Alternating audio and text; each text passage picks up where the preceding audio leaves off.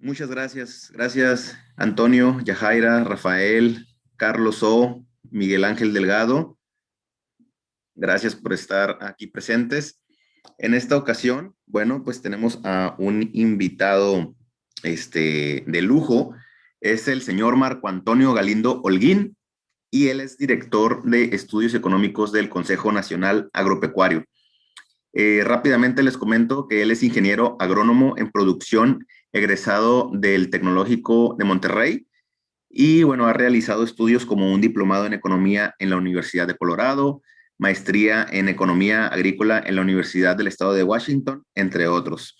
Además, cuenta con nada más poquitos años, 36 años de experiencia dentro del sector agroalimentario en diversos puestos en el sector público y en la iniciativa privada. Desde febrero del 2001 ocupa el puesto de director de estudios económicos del Consejo Nacional Agropecuario en las oficinas de la Ciudad de México y hoy está con nosotros para platicarnos este excelente tema. Adelante, Marco. Bienvenido. Buenos días a todos. ¿Me escuchan? Fuerte y claro. Muy bien. Muchas gracias. Pues, primero que todo, muy amable de mi parte por la amable invitación de ustedes. Muchas gracias. Ahí me contactó Arturo Elías, pues Exatex como un servidor. Y bueno, pues estoy a la orden. Pues sin más preámbulos, voy a empezar con la presentación. El título, pues Sector Agroalimentario Mexicano, Perspectivas ante la Incertidumbre. Primero, hablar un... A ver, perdón.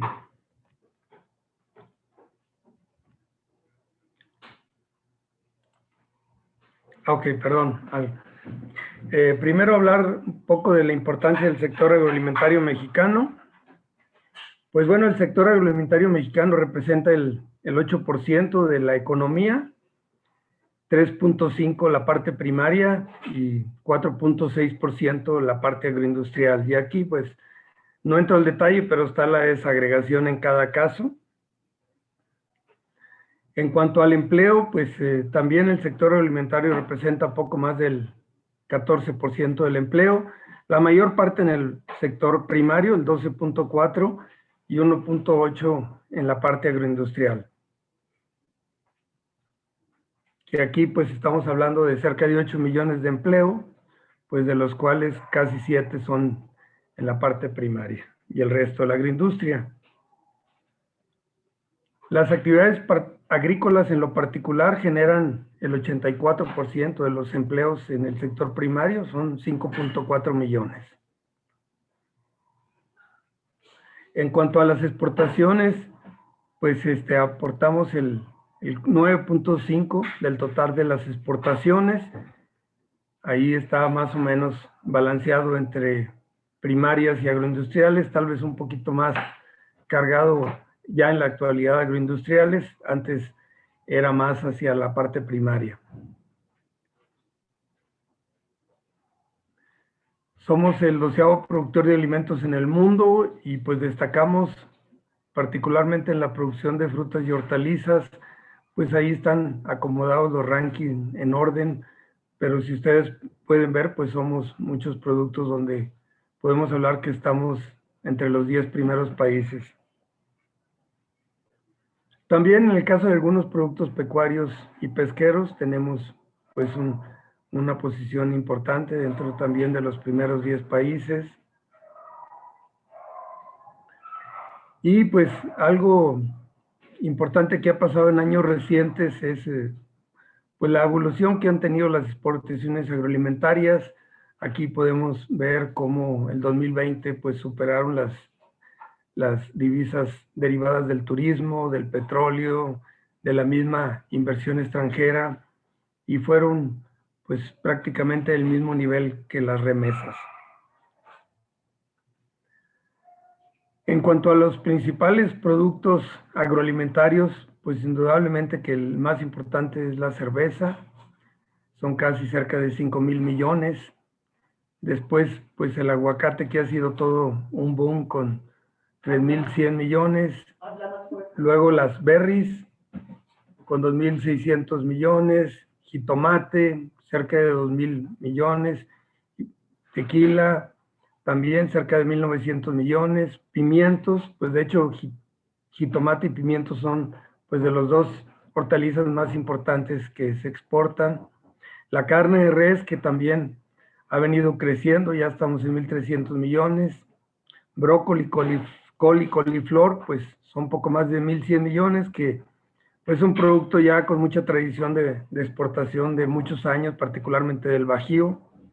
Ganado bovino, lo que es animales en pie, que también es algo que tenemos muchos años de estar exportando, con 825 millones. Y confitería, que todo lo que tiene que ver con dulces, con poco más de 800 millones.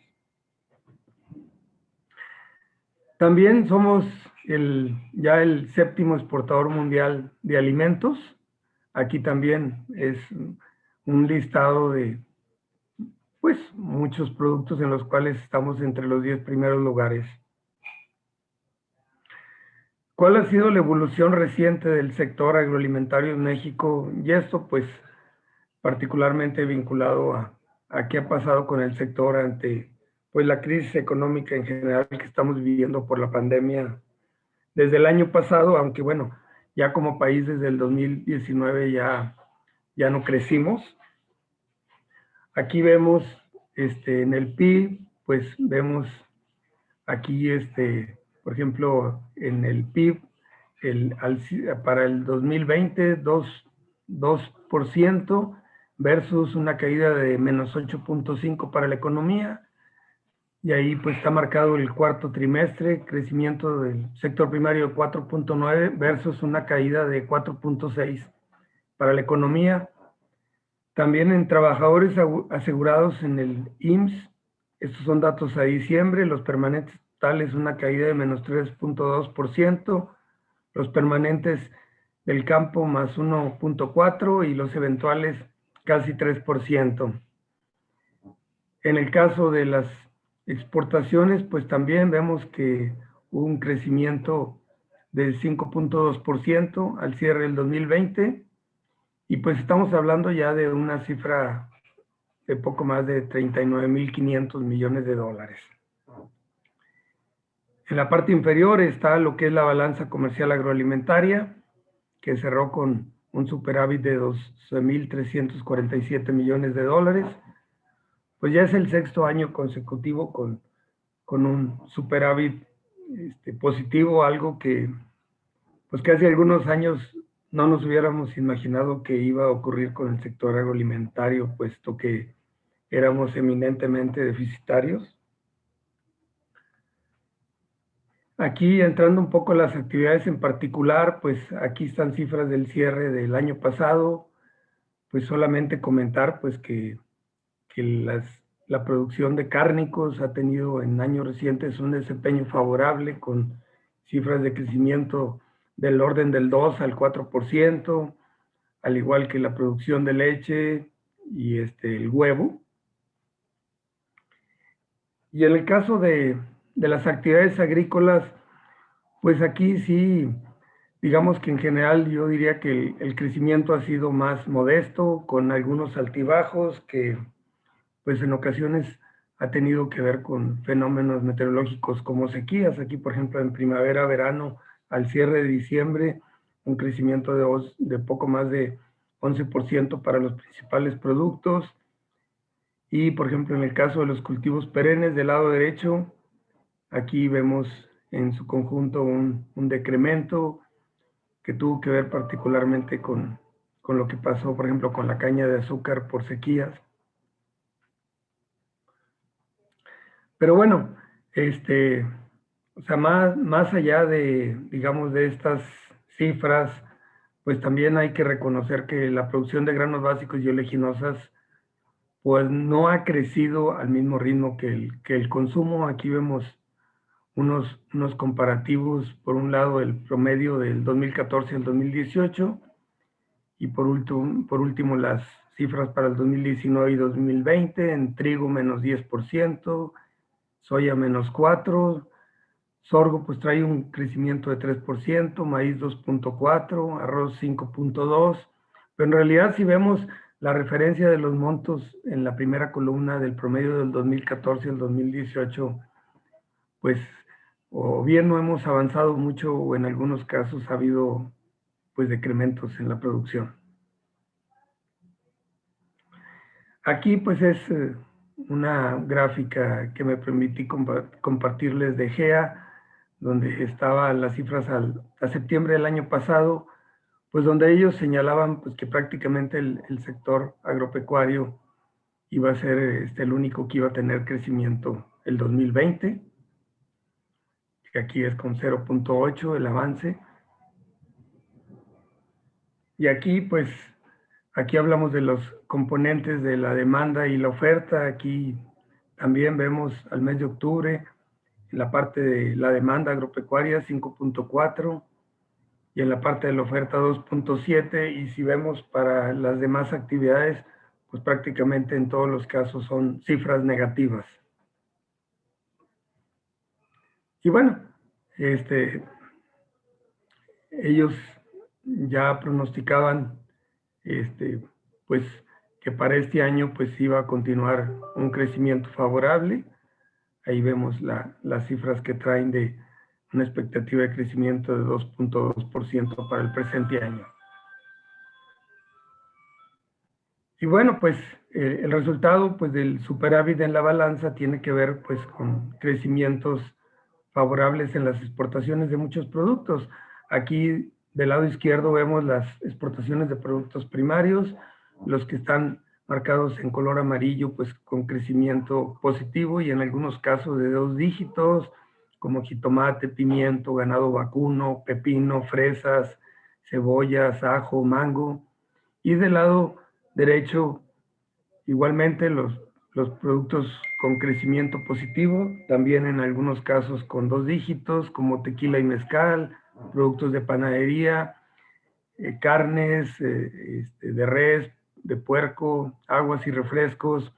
En general, ha habido una evolución de exportar mayoritariamente productos primarios a empezar a exportar más productos agroindustriales con mayor valor agregado, lo cual pues es muy favorable en el sentido de que en la medida que exportamos productos con más valor agregado, pues ahí también hay más generación de empleo y de derrama económica regional. Y bueno, pues aquí está la evolución a partir del 2014 de las cifras, ya comenté, pues de lo que sucedió el año pasado, que ya alcanzaron cerca de los 40,000 millones de dólares. Y aquí está también la balanza que veíamos. Aquí está la evolución del superávit, ya cercano a 12,350 millones de dólares el 2020. Y bueno, pues comentar que no obstante, pese a estos buenos resultados, pues también hay que reconocer que el volumen de las importaciones en general de productos básicos ha venido creciendo. El año pasado hubo un declive, pues de manera natural, pues por todo lo que ha sucedido en México y en el mundo. Pero si ven ustedes, pues claramente se ve una tendencia a la alza en los volúmenes que importamos de granos básicos y oleaginosas. Igual vemos el mismo comportamiento en los principales productos cárnicos y de la misma forma en los productos lácteos. Entonces, pues, como resultado de esta situación, pues sí, hemos aumentado nuestra dependencia, digamos, en lo general en productos básicos de las importaciones.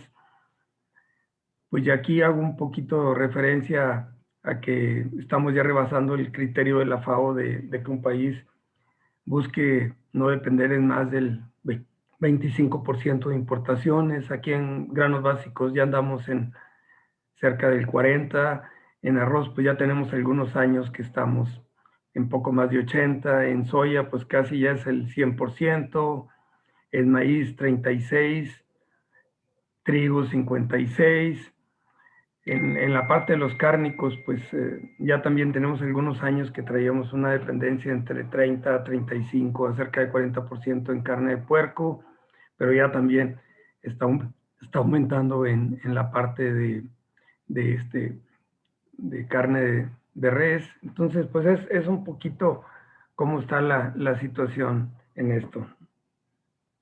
Y bueno, aquí hay un comparativo del 2006 al 2019 en cuanto a la dependencia de importaciones, de cómo hemos venido creciendo, como en el caso del arroz del 70-81, maíz del 26 al 36, trigo más o menos se ha mantenido el orden de los 55%, en leche ya subimos del 15.7 al 20, casi 24, en porcino se redujo un poco el año pasado, pero también, pues, como les decía, andamos arriba de 30%.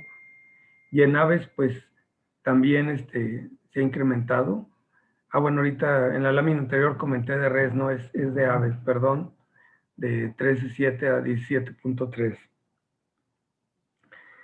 ¿Qué hay en cuanto al comercio exterior y en particular para el TECMEC? Pues bueno, la apertura comercial pues fue pues algo que nos obligó a ser más competitivos e indudablemente que pues no puedo hablar de manera generalizada, pero sí hay un segmento importante pues de productores pues que sí lograron buscar más la integración de las cadenas, el tener un mejor reconocimiento en materia de plagas y enfermedades, pues implementar nuevas tecnologías y buscar posicionar los productos mexicanos en el exterior.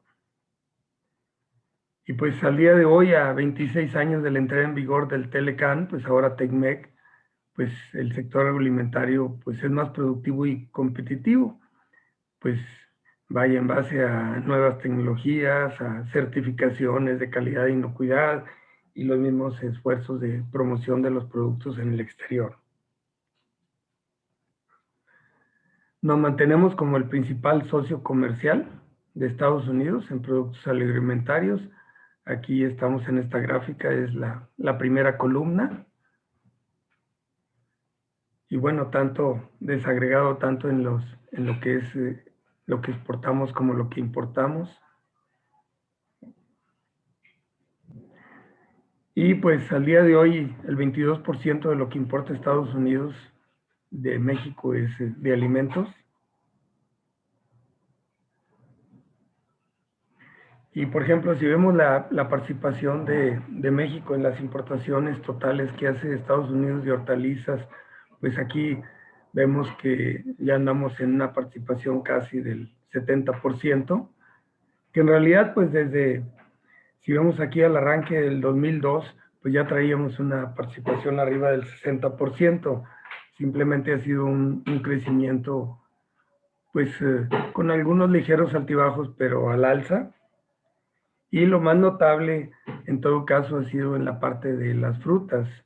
Si ven ustedes, pues del 2002 de 20%, ahora andamos en 60%, que aquí pues tiene mucho que ver el boom del aguacate, las berries, por mencionar algunos de los productos. Y pues factores que han sido claves para lograrlo, pues indudablemente pues la ubicación geográfica, el misma negociación comercial que tenemos, pues uso de semillas mejoradas, tecnologías, organización, certificación, vaya, el mismo apoyo gubernamental, todo esto en su conjunto pues ha favorecido. ¿Qué oportunidades se vislumbran para el agro mexicano? Pues bueno, primero pues recordar pues que estamos en un sector donde, permítanme, estamos en un sector donde la demanda es creciente, aún con las condiciones adversas, y pues bueno, hemos escuchado hablar mucho de la necesidad de al menos duplicar la producción de alimentos para el 2050, en algunos casos, vaya, hablan de al menos pues unos 50, 60%, y particularmente se hace referencia al incremento en el consumo de proteína animal.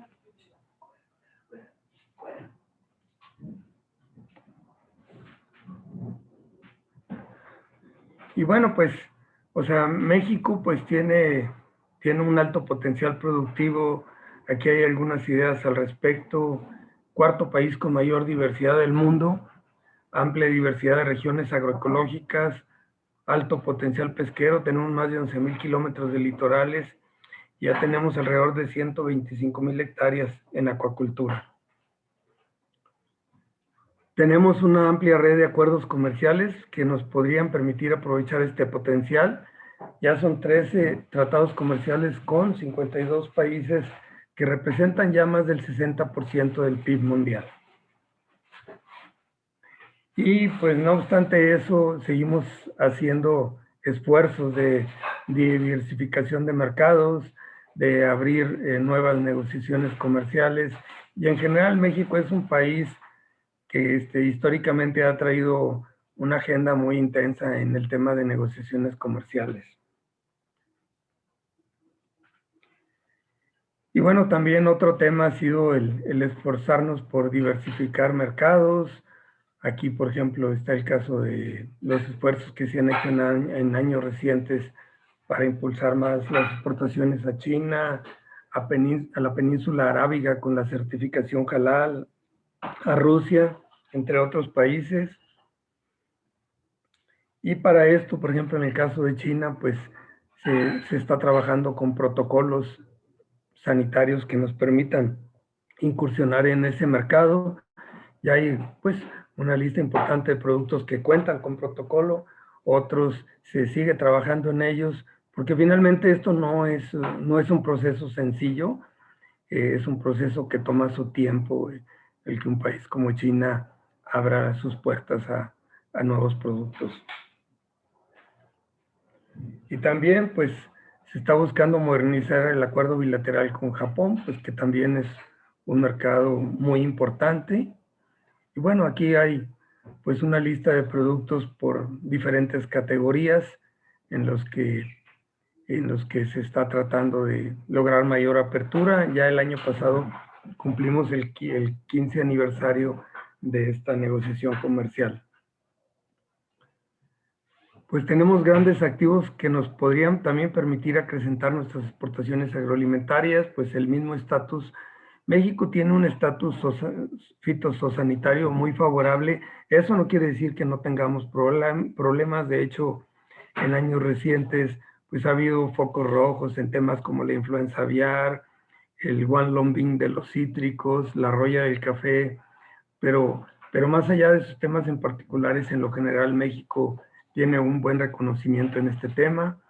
Contamos con esquemas de certificación de calidad e inocuidad, productores competitivos de primer mundo, pues desde el momento que nuestros productores están teniendo la capacidad de incursar a nuevos mercados más exigentes, como Japón, pues eso habla de que están haciendo la tarea de cumplir con lo que tienen que cumplir. Y en general, pues gran potencial de desarrollo y crecimiento. Y bueno, como ya lo comenté, soportadas en la gran plataforma comercial, somos el único país con acuerdos comerciales con los 3 mercados más grandes del mundo, que es América del Norte, Unión Europea y Japón. Tenemos la cercanía natural al mercado estadounidense y ya la experiencia exportadora a mercados exigentes como Japón, lo cual ahorita comentaba. Por ejemplo, ante la cuestión del COVID, en México afortunadamente no ha habido registros de empresas que se hayan cerrado por contagios. Esto ocurrió en varias plantas en Estados Unidos, en plantas de sacrificio y procesamiento de carne de cerdo, en Alemania también, y eso no ha ocurrido en México, lo cual pues también hablan bien de México, de los cuidados que se han tenido para este tema. ¿Qué retos enfrentan las actividades agropecuarias? Porque bueno, indudablemente que más allá de los elementos positivos, pues ya el sector agropecuario en su conjunto, pues sigue enfrentando retos muy importantes, en algunos casos vinculados hasta temas estructurales. Pues, por ejemplo, aquí pues es un reto mundial, no solo para México, el cambio climático, pues es cada vez más evidente sus alteraciones, pues que afectan directamente la producción de alimentos, y ya cada vez más frecuente hablamos, escuchamos de cifras récords. Por ejemplo, aquí el 2020, que hubo una cifra récord nuevamente de desastres naturales. Y bueno, el tema de los recursos naturales, particularmente el suelo, agua, pues cada vez recursos más escasos que nos obligan a producir de manera más sustentable. Y bueno, derivado de esto, pues ya hace algunos años que los organismos internacionales vienen señalando de la necesidad de aumentar la producción de alimentos más en base a la productividad que a la expansión de la superficie de cultivo. Y esto pues para atender el reto que los mismos organismos señalan, como les digo, de al menos aumentar la producción de alimentos en un 50% o un 60% para el 2050. Y bueno, para lograr esto, pues se van a requerir tecnologías y prácticas pues que logren un uso más eficiente de los insumos, por un lado, y por otro lado, que permitan impulsar una mayor resiliencia del sector agropecuario. Y bueno, lo de mayor resiliencia vinculado a temas como ya lo comenté, de los impactos del cambio climático en la producción de alimentos. Y bueno, aquí esta lámina hace referencia al indicador de la productividad total de los factores, pues que es un indicador que se va actualizando anualmente. Y si vemos en esta lámina, pues lo que se señala en respecto a este indicador, ¿no? Es que para duplicar de manera sostenible pues, lo que se requerimos de alimentos, forraje, fibra y bioenergía, porque aquí también se incluye la bioenergía en temas como el etanol, y esto pues para atender las necesidades de 10,000 millones de personas en el 2050, este indicador debe aumentar a una tasa anual promedio de 1.73%. Pero se señala que, por ejemplo, del 2008 al 2017, el ritmo de crecimiento mundial fue de 1.63%, con lo cual pues se está generando un rezago en productividad pues que va a ir creciendo si no somos capaces de atenderlo. Y bueno, pues para esto, pues el sector debe continuar actualizándose en el uso de nuevas herramientas y herramientas pues con aplicaciones en los diversos eslabones de las cadenas productivas. Aquí hay unos ejemplos, pero son muchas las vertientes. Podemos hablar de sensores, de tecnologías de información para asegurar la inocuidad y calidad, de energías renovables, escaneo de alimentos, trazabilidad, seguimiento digital, proteínas alternativas, blockchain. O sea, vaya, son innumerables los ejemplos que podemos tener en este sentido. En el caso de temas como la sanidad, inocuidad y trazabilidad, indudablemente, pues, que el uso de nuevas tecnologías nos va a llevar a la necesidad de procesos más interconectados de la cadena de suministro con la demanda. Y bueno, en relación a esto, el año pasado el Foro Económico Mundial señaló que el COVID aceleró la adopción tecnológica que se proyectaba de manera natural, que se iba a dar en 10 años, en solo 3 meses. Entonces, pues bueno, indudablemente que esto va a favorecer los procesos de innovación en el mundo y en primera instancia en los países desarrollados, y tal vez el reto es cómo en los países en vías de desarrollo como México se puede aprovechar también esto para no rezagarnos en esta inercia. Y esto pues viene al caso porque como que aquí en México todavía estamos, digamos por llamarlo, en una primera etapa tratando de avanzar en implementar mejores prácticas agrícolas, pues que ya tenemos muchos años hablando de ellas, que pues de manera natural los productores, particularmente los medianos, los grandes, las han adoptado, pero hay todavía mucho por hacer para que la adopten pues los pequeños productores, que son la gran mayoría, y aquí me refiero a protección de cultivos, fertilización integral, el manejo integrado de plagas y enfermedades, uso suficiente del agua de riego, agricultura de precisión, mejoramiento genético, manejo de suelos. O sea, son muchos ejemplos de cosas que pues se vienen haciendo ya desde hace años en los países desarrollados, también en México, pero el tema es que solo un segmento minoritario de productores son los que han avanzado más en estos temas.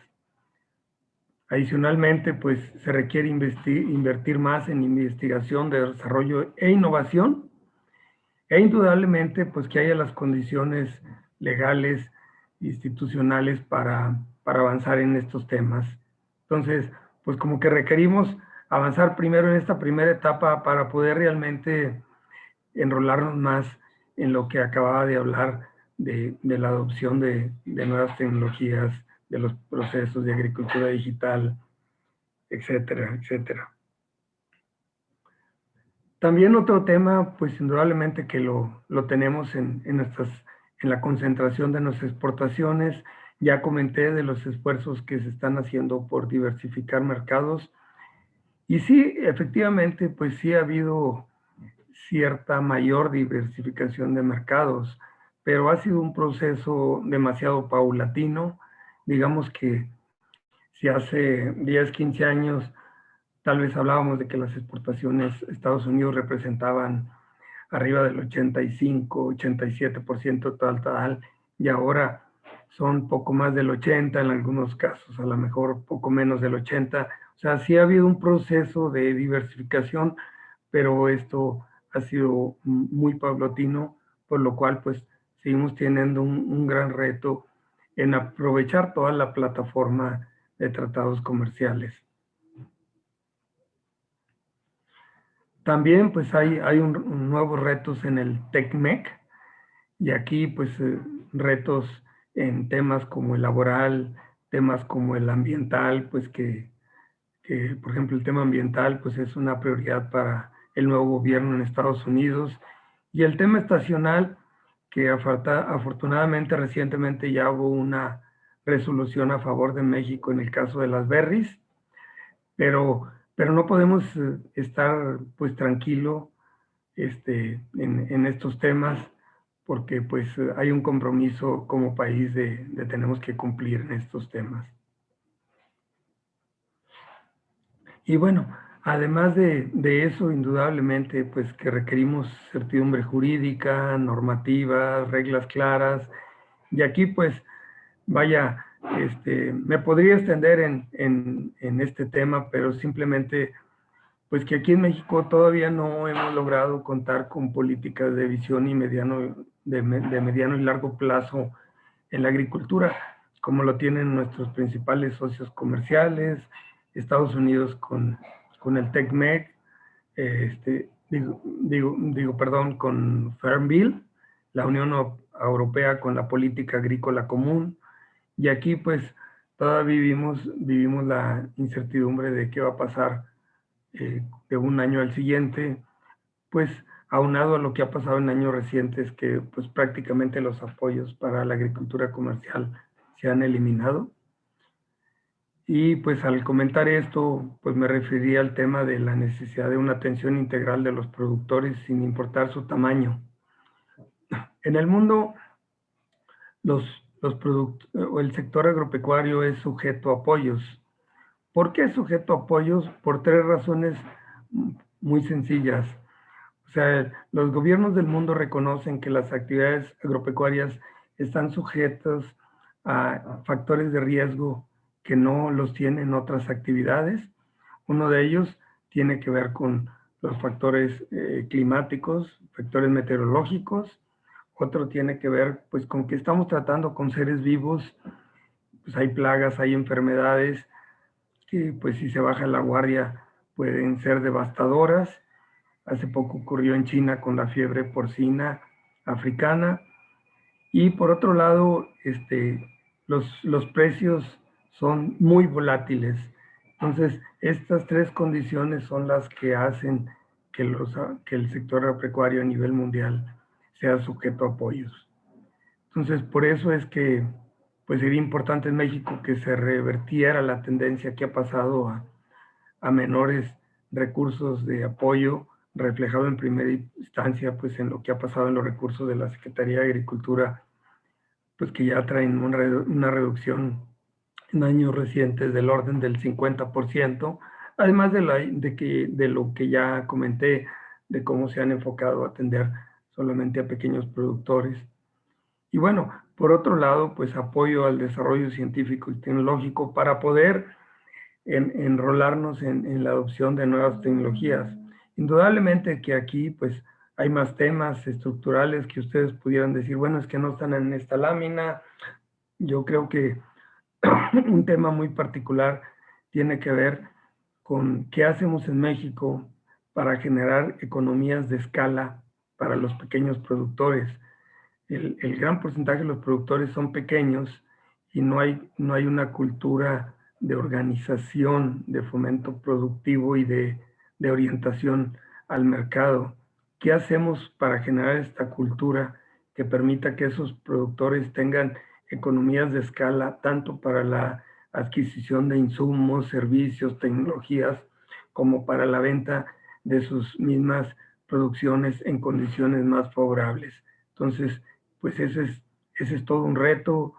Alguien podrá decir, no, pues en la Unión Europea el promedio de productores pues son, es bajo también, indudablemente no como México, pero también no tiene comparación con la magnitud del tamaño de un productor en Estados Unidos, en Brasil, en Argentina, pero, pero lo que sucede en Europa es que tienen muchos años de traer una tradición muy enfocada a los esquemas de trabajo en cooperativas. Entonces, insisto, aquí en México como que todavía hay mucha tarea por hacer en el tema de organización con orientación al mercado y con fomento productivo. Y bueno, pues si logramos atender estos retos, pues eso nos va a permitir seguir forjando pues un sector competitivo a nivel mundial que bueno, pues como ustedes pueden ver con esta presentación, pues se ha logrado avanzar, se ha logrado posicionar los productos de México a nivel mundial, pero, pero esto lo está haciendo un segmento minoritario de productores y el gran reto pues lo tenemos en el resto de los pequeños productores en particular. Muchas gracias por su atención y quedo a la orden. Gracias, Marco. Muchas gracias por la presentación. Vamos a pasar a la sección de preguntas. Igual puedes dejar la presentación ahí o la primer plantilla. Vamos a ver primero, Rocío nos comenta si tienes algún dato o información sobre el café. El café, pues bueno, mira, el café pasó por un mal momento hace no muchos años con el tema de la roya. Se desplomó, se desplomó nuestra producción y bueno, y paralelamente con la producción indudablemente se desplomaron las exportaciones. Pues sí ha habido un proceso de recuperación en este sentido. Tal vez lo que sucede pues es que el café pues no deja de ser un commodity y como commodity pues está sujeto a lo que pase con los precios internacionales. Entonces pues los precios internacionales del café pues vaya, han tenido en ocasiones malas épocas de bajos precios, pues y eso no favorece nuestras exportaciones, ¿no? Pero pues te digo, tenemos como quiera que sea la ventaja de que producimos café arábiga que tiene una mejor cotización que la producción de café robusta como la de Brasil. Pero bueno, vaya, eso es lo que en general serían como que mis comentarios, ¿no? De café. Muy bien, gracias. Vamos a pasar aquí a otra pregunta. Nos comenta Juan Valenzuela, ¿qué opina de la prohibición de la importación del maíz transgénico y del glifosato? Pues, pues mira, eso es todo un tema en el sentido que, pues con el DOF que salió el 31 de diciembre, mezclaron dos temas que no tendrían por qué haberlos mezclado, ¿no? O sea, de alguna manera ya había algunas señales de la intención de este gobierno, pues de reducir paulatinamente el uso del glifosato, aunque bueno, vaya, tampoco el gobierno había en primera instancia ofrecido alternativas para el uso de otro producto, sobre todo hablando de la agricultura comercial, pero al menos pues se traía la noción de esta intención, ¿no? Lo que a nosotros nos sorprendió mucho es la cuestión de mezclar en el DOF el tema de maíz amarillo, porque el tema de maíz amarillo, pues ese mayoritariamente se importa pues para consumo forrajero, no es para consumo humano en la tortilla, ¿no? Sí hay algo que se utiliza pues para otros usos industriales, pero vaya, pero en ningún caso es directamente que se importe para el uso de hacer tortillas, ¿no? Entonces, pues bueno, es todo un tema que, pues que el Consejo está al día de hoy tratando pues de abordar con las autoridades, ¿no? Y bueno, hay preocupación, indudablemente no solo de, digamos, por ejemplo, de los consumidores de granos forrajeros de nuestro país, porque eso pues impactaría mucho a las cadenas productivas pecuarias que, como ya comenté, traen en nuestro país incluso mejor dinamismo que las agrícolas, ¿verdad? Sino también es un tema pues que afectaría a los exportadores de de este maíz de Estados Unidos, ¿no? Y finalmente, pues eso nos podría poner pues en una cuestión que pudiera, pues afectar la relación comercial, ¿no? Básicamente sería mi comentario al respecto. Gracias. También nos comentan por aquí, nos dicen qué hacer en casos de productos esenciales en nuestro consumo como maíz y arroz y cómo elevar su productividad, teniendo en cuenta que la FAO recomienda no depender más del 25% de algunas importaciones. Pues mira, aquí al tema, a mí me parece que debemos hacer un replanteamiento desde algunos conceptos, ¿no? Porque tenemos algunos años que estamos hablando del tema, por ejemplo, de seguridad alimentaria, que es un tema, pues, que indudablemente el primer país, digo, el primer organismo que lo expresa así es la FAO, ¿no? Pero si uno revisa la definición de seguridad alimentaria, al final esa definición de lo que habla es de tener suficiente disponibilidad de un producto y que la gente tenga los ingresos para adquirir el producto. Entonces, a qué me lleva eso? Pues que si me voy a un ejemplo extremo, pues un país podría no producir, digamos, podría no producir un kilo de granos, pero tener el suficiente ingreso, primero como país, divisas para importar el producto y segundo, su población para adquirirlo, ¿no?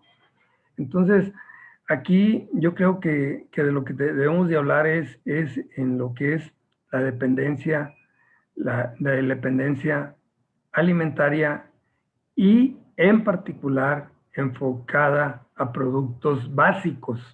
Eso es de lo que tenemos que hablar, ¿no? Porque bueno, podemos hablar de un índice en general como de autosuficiencia alimentaria involucrando pues también todo lo que exportamos de frutas, de verduras, qué sé yo, ¿no? Pero el tema al final de cuentas es que pues lo más importante para un país y lo más delicado pues es el tema de los productos básicos, ¿no? Entonces, nuestro discurso debería enfocarse más en traer una suerte de indicador de cómo vamos en la cuestión de la dependencia de productos básicos en particular, ¿no? Ese sería mi comentario. Gracias. Nos comenta Elizabeth Cortés, ¿tendrá algún dato de perspectiva de frutas y verduras deshidratadas? Muchas gracias. No, mira, realmente de productos deshidratados en particular, no es un tema al que le demos seguimiento o que nosotros tengamos acceso a información. Preferiría, vaya, no me atrevería a dar un comentario de ese tema en particular.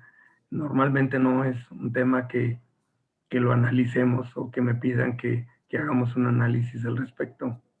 Gracias, Marco. Nos comenta Harvey Hernández, dice, ¿se tendrán identificadas estrategias para el tratamiento post cosecha para disminuir las pérdidas y estar en posibilidades de aumentar la disponibilidad de mayor cantidades de alimentos?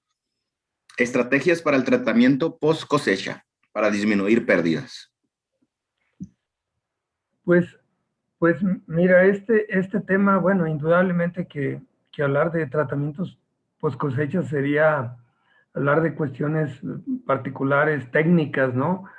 Este, yo en primera instancia de este tema lo que comentaría pues es lo que hemos escuchado tal vez muchos de nosotros, al menos en alguna ocasión, ¿no? Pues que hay estimaciones mundiales que hablan de una pérdida de alimentos de alrededor del 30% en todo lo que es, digamos, el proceso de los eslabones de las cadenas productivas desde la parte primaria pues hasta el consumidor, ¿no? Y, y ese es un tema que de manera reiterada los organismos internacionales están haciendo mucho hincapié en la necesidad de tratar de contrarrestar estas pérdidas, porque indudablemente pues la generación de este producto que se pierde es un producto para el cual se requirió agua, se requirió tierra, se requirió insumos y es un producto que finalmente se pierde, ¿no? Pero yo pienso que en un país como México, para atender este tema, en primera instancia, como que, y hablando en lo general, ¿no?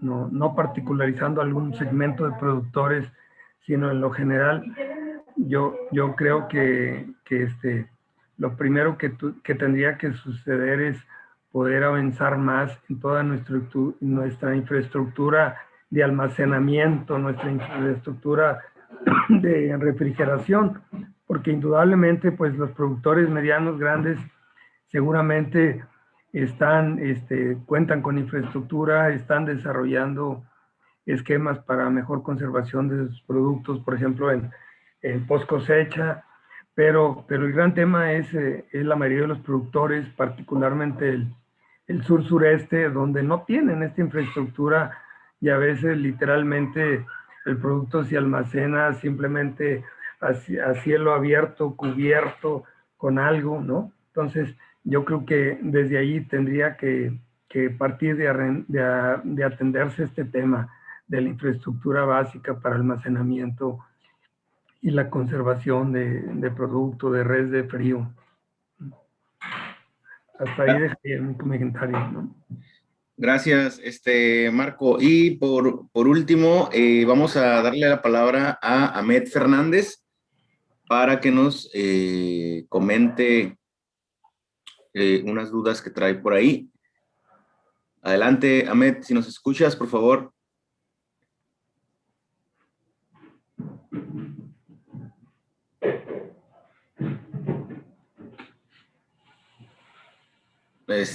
Yo creo que no nos escuchó, pero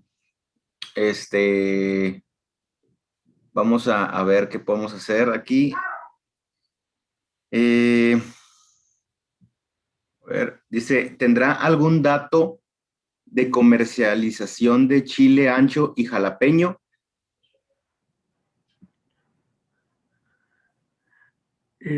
Pues bueno, mira, en el caso de chile jalapeño, pues bueno, en general, lo que comentaría, pues es uno de los productos que se exporta, a lo mejor no en grandes volúmenes como el pimiento morrón, pero indudablemente es un producto también de exportación importante.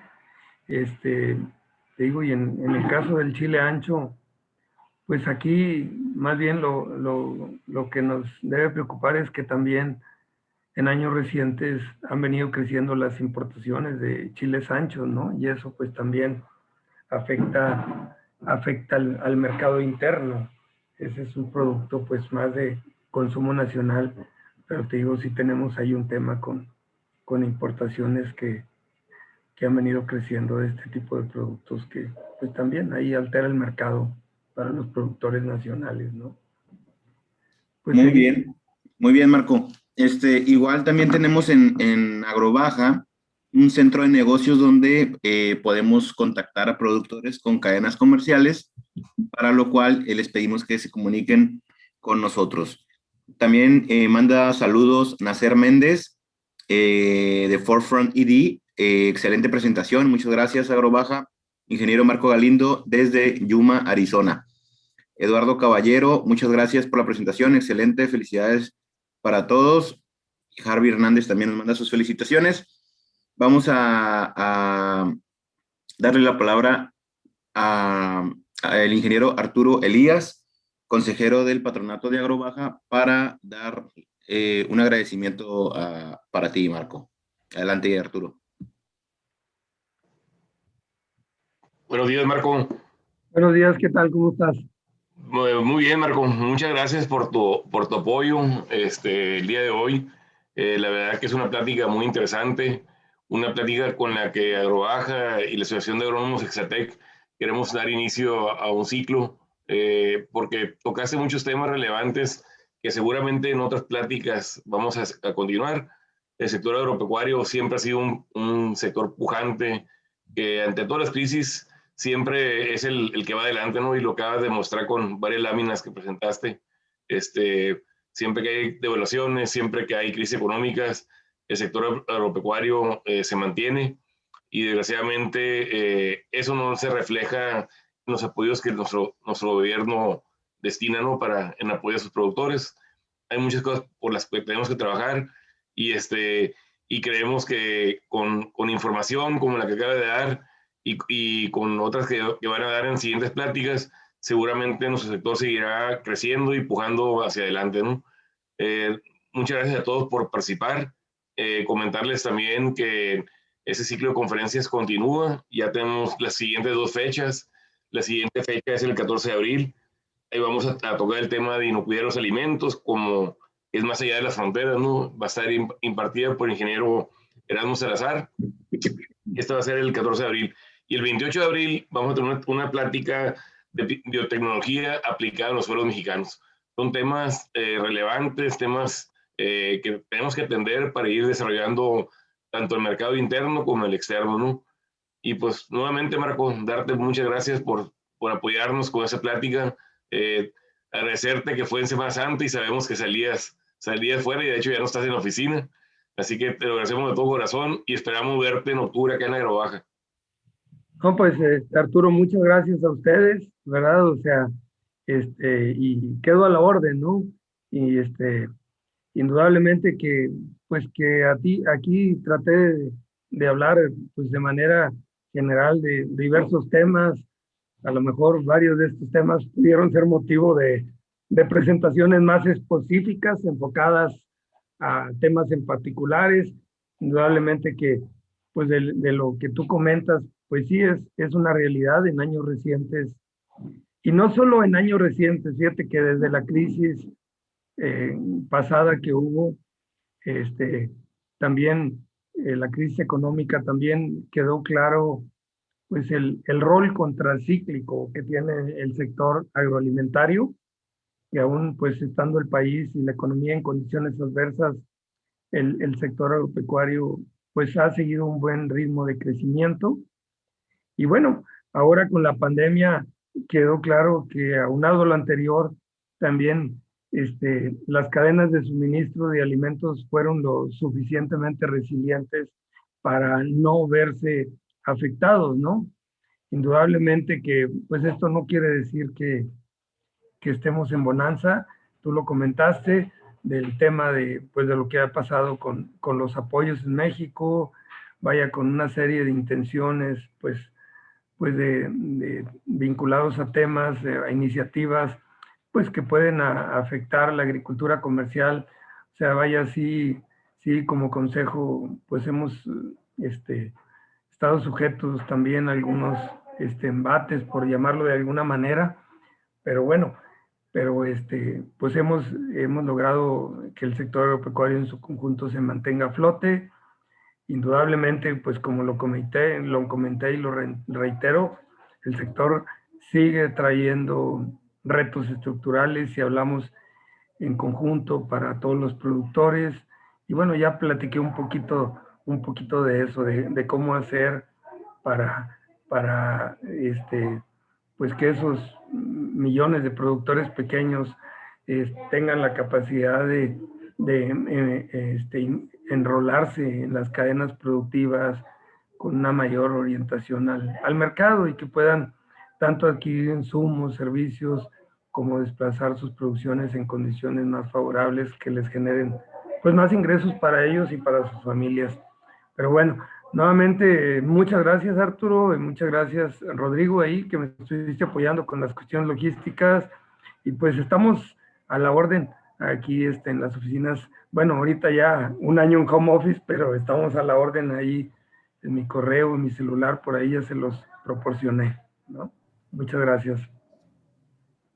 Muchísimas gracias, Marco, y muchas gracias a los asistentes por participar en esta webinar, en esta charla interesante.